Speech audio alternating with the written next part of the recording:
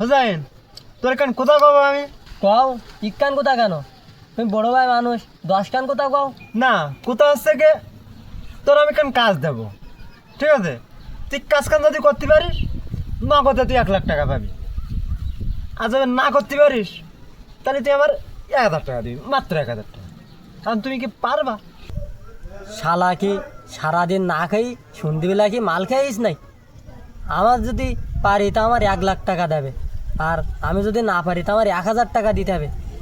ও ভাই, তা তুমি কি কবা কও ভাই, তাহলে টাকা বলো দিতে হবে বলো।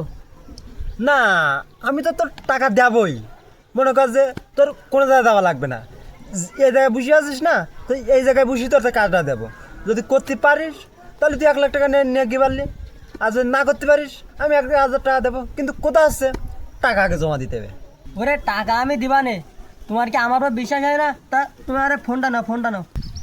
না ঠিক আছে, ওই তোমার কাজটা হচ্ছে তুমি এই জায়গায় বসি ওই নিজে দমাটকে মুড়িয়ে দেবা, যাও। আমি ভাইসা